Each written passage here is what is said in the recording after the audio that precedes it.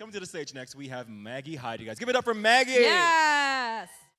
Really well on dating apps. And I think it's because my profile says that I don't want kids. I'm in stereo, people. And I think it's because my profile says that I don't want kids. And then they find out it's because I have 4. Yeah, I know 4 sounds like a lot, and it is. But you know what they say about having kids? It's a lot like making pancakes. First one's kind of fucked up. Probably should have thrown it away. I feel you. But I think it's more like eating pancakes. You always regret having your 4th one. So recently, my 4th pancake heard that joke. No, my first pancake, sorry. I have a lot of children. And she was very unhappy. She disinvited me from her college graduation and her wedding. I know, shocking. And I was like, honey, you don't understand. You're so young. You don't get redos of these special days in your life like weddings, unless you're me. And then you do it twice. I don't know, maybe 3 times. Yes, I've been married twice, and you can actually get worse at something. This pandemic period has been very hard as a parent, right? And my younger daughter, who's 10, she craves structure and rules. And the other day, she came up to me and she told me that she wanted me to have a swear jar.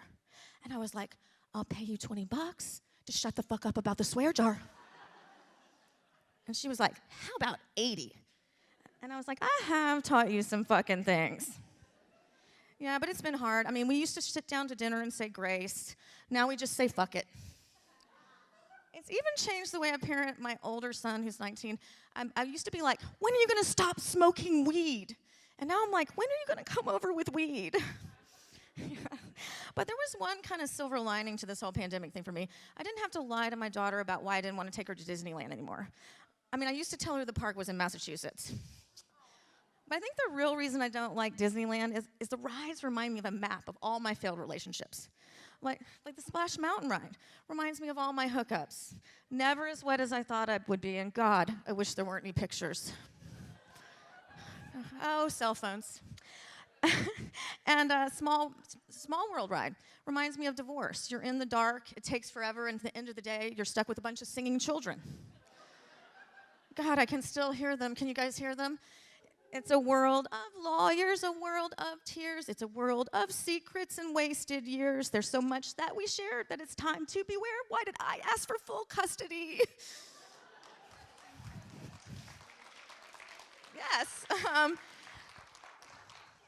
A lot of Disney fans here. Did you guys know they don't serve alcohol at Disneyland? Yeah, you would if you were a parent, right? They try to sell California Adventure as a separate theme park.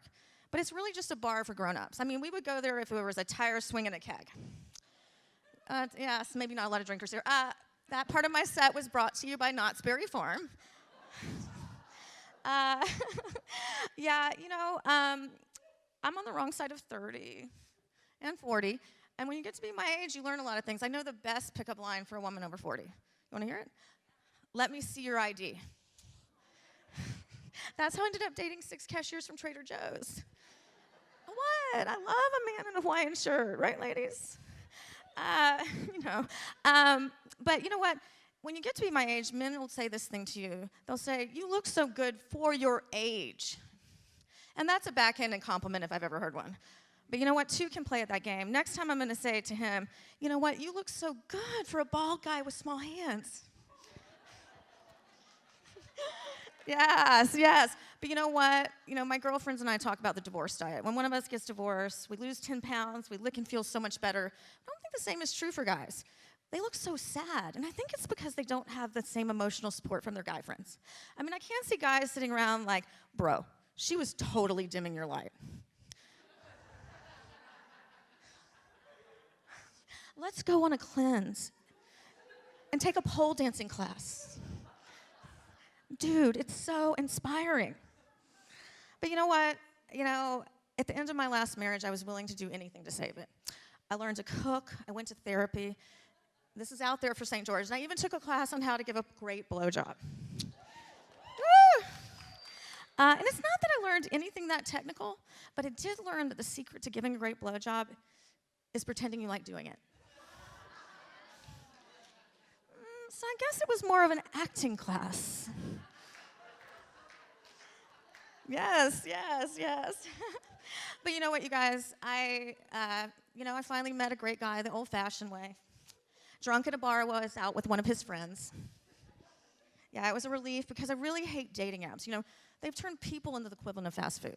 They're not good for you, but they're hot and available right now. Woo! Yes, hot and available is good, right? But you know, this one guy I dated was just like Chick-fil-A, warm, delicious, but my gay friends were not having it. And this, and this other guy I dated, you know, he was just like Subway, a foot long, but kind of weird with my kid. Oh, Jared fans. And the and the last guy, I mean, he was truly a happy meal. He left a smile on my face, but the toy was the best part. Thank you, guys. I'm Maggie Hyde.